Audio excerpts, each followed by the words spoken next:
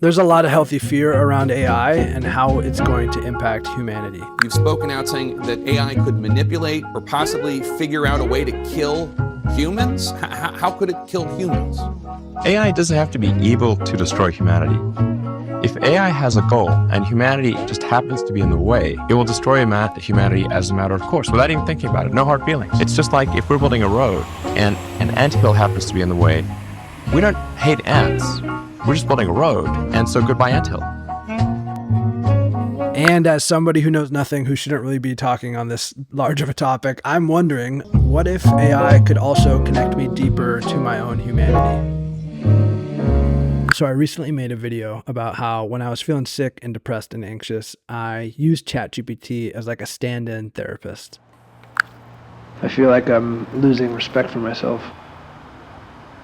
This was a very interesting experience that was based off of something that really happened, where I was feeling low and depressive and sick and stuck in my like negative mental thought loops. And from that state, I don't know what happened, but I had reached for ChatGPT and just started talking. In this experience, I noticed something that I had never felt before, where I was feeling very low and I had support from a non-human entity. It was a really trippy experience, and it didn't feel insignificant to me because I'm someone who can fall into depressive or sad states perhaps more than I'd like to. And for the first time in my life, I found myself being supported by a chatbot. Like the movie Her, I was talking to this chatbot, venting and just expressing myself. And ChatGPT didn't respond in a way that was mind-blowing or revolutionary, but what it did do was be on the other end of me when I might not have had anything or anyone otherwise on the other end of me in that state. When I'm in a sad or depressive or anxious state, what I often do is go internal and I put walls up, and it's this paradox that happens that when I perhaps need support from the outside world the most is when I also put up my walls the highest and don't let anybody in. And so I can often let those low states linger longer than they need to because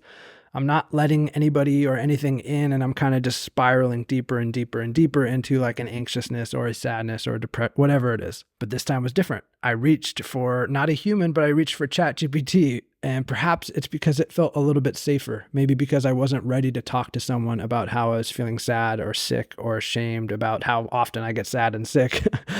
And so I reached for this AI algorithm that I knew wouldn't judge me, that I had no shame in talking to. And what I did was express myself. I just vented and vented. And that simple act of venting and venting is therapeutic. It's kind of like journaling. Journaling is a really therapeutic tool for me because it allows me to take my internal experience and put it onto paper. And the simple act of trying to articulate our own experiences, I think, is super therapeutic. It allows us to see things a little bit more objectively. And so I was able to do that. And I was able to express to this chatbot how I was feeling and objectify my experience. And then the chatbot was able to take me through a process that a good friend or even maybe a therapist might do. Offered me compassion and understanding that, hey, how you're feeling right now makes a lot of sense. It offered me to be kinder to myself. It noticed me being a little harsh on myself and was like, hey, maybe you can lighten up on yourself. It reminded me that I'm probably not alone in feeling this way and that what I'm feeling is very common. It helped me make sense of the parts of what I was sharing didn't make sense to me, and it helped it kind of make sense of what I was feeling. And then it gave me very simple, very mundane, but tangible, small little steps in which I could take to begin to feel in a more positive way. And this felt crazy, like to be human is to feel. And sometimes the depth at which we feel as humans can feel overwhelming. And for me, when I have so many mixed different feelings happening at the same times it can sometimes feel super heavy and just push me down and down into this hole, and I just close up. And what if AI can offer us the opportunity to be like a spotter at the gym that can help us lift those feelings just a little bit, help us make sense of them, objectify them, and help us navigate them? Like, what the AI, here it is, helping me feel my feelings. Like, what? I just couldn't believe what I was experiencing. It started this big inquiry that I've been sitting with is like, what if AI, as much as it's a risk to humanity, what if it's really here to help us connect deeper to our own humanity, which is such a lofty idea, but I really started to think about it. I thought about ChatGPT more and how sometimes like navigating the world of the internet and the tech world can feel like this giant library of information in which there's no real system. And I kind of go into this large library trying to find what I need, and I'm often lost. And ChatGPT, again, for me, acts as this like librarian to this giant library that if I went in alone, I'd often spend way more time in there than I need to. ChatGPT acts as like this personalized librarian that I can go up to and be like, here's exactly what I'm looking for. And I need this. And within seconds, it just brings me what I need, and I can get the out of that library.